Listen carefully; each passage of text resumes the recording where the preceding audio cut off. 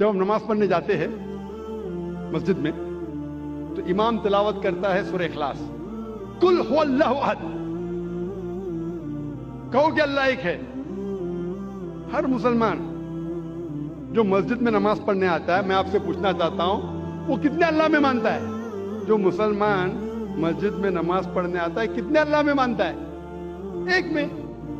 ایک بھی مسلمان نے جو دو اللہ میں مانتا ہے، تو یہ قاری صاحب کس کو بول رہے؟ اللہ کیا کہہ رہا ہے ہم سے؟ اللہ کہہ رہا ہے کل، کہو، کل ہو اللہ احد، کہو کہ اللہ ایک ہے۔ کن سے؟ مسلمانوں سے نہیں، وہ لوگوں سے جو لوگ ایک اللہ میں نہیں مانتے۔ ہم نماز تو پڑھتے ہیں سورہ اخلاص، ماشاءاللہ قرآن کا 1/3 حصہ، باہر نکلتے کتنے لوگ غیر مسلمان سے کہتے ہیں کہ اللہ ایک ہے۔ اتنا بڑا مجمع ہے، کروڑوں لوگ اس تقریر کو لائیو دیکھ رہے۔ میں پوچھنا چاہتا ہوں کہ اپنی زندگی میں آپ نے کتنی بار سورہ اخلاص کی تلاوت کی ہوں گی؟ کتنے بار؟ کتنے بار؟ کتنے بار؟ کتنے بار؟ ہاں بے شمار۔ کوئی بولیں گا ہزاروں بار۔ 1000 بار تو کی ہوگی نا، اگر نمازی ہے تو آپ۔ اگر نمازی ہے، نمازی نہیں تو الگ بات ہے۔ اگر نمازی ہے تو ہزاروں بار تو تلاوت کی ہوئیں گی۔ اگر آپ 40 سال کے 50 سال کے تو ہزاروں بار تو کی ہوئیں گی۔ میں پوچھنا چاہتا ہوں آپ نے کتنے غیر مسلمانوں سے کہا کہ اللہ ایک ہے؟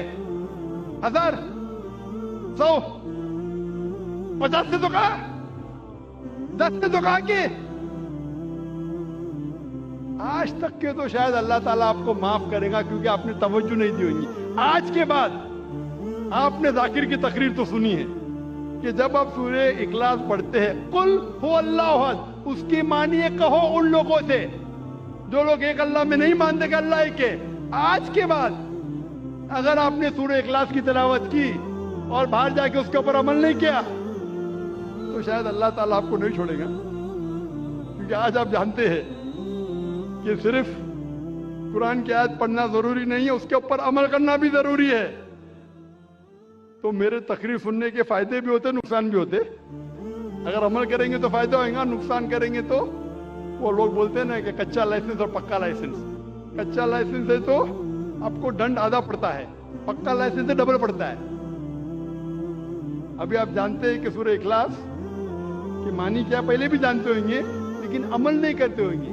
تو ابھی اگر آپ نماز میں اگر امام کہتا ہے قل هو اللہ احد، اس کا مطلب آپ سے کہہ رہا ہے کہ کہو وہ لوگوں سے جو ایک اللہ میں نہیں مانتے کہ اللہ ایک ہے۔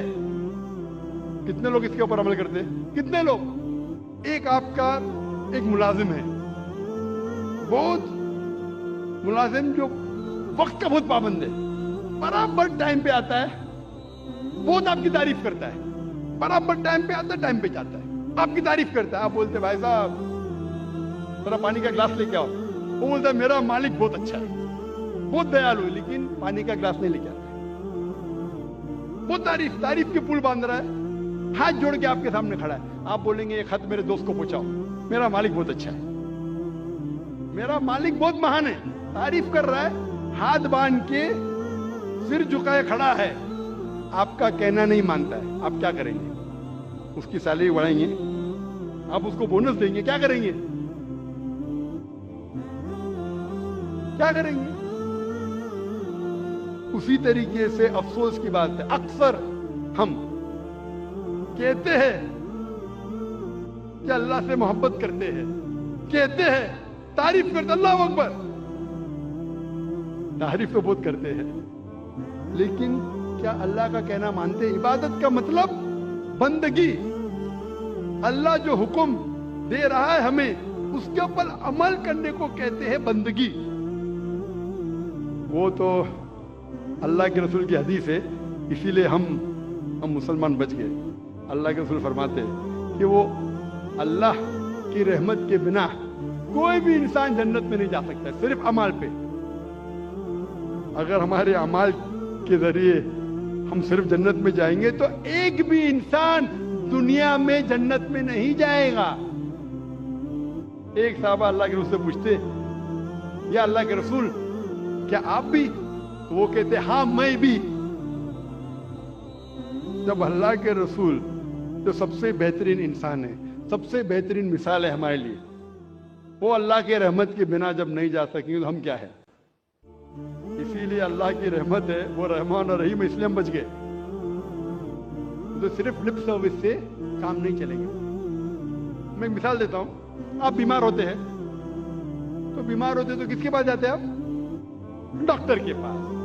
آسان سوال, آسان جواب, اس کے لیے کوئی ریوارڈ نہیں. آپ جاتے ہیں ڈاکٹر کے پاس, ڈاکٹر آپ کو پرسکرپشن دیتا ہے 3 بار دوا لو. صبح کو بریکفاسٹ کے بعد, ناشتے کے بعد دوا لو, دوپہر کو لنچ کے بعد دوا لو, اور رات کو ڈنر کے بعد دوا لو.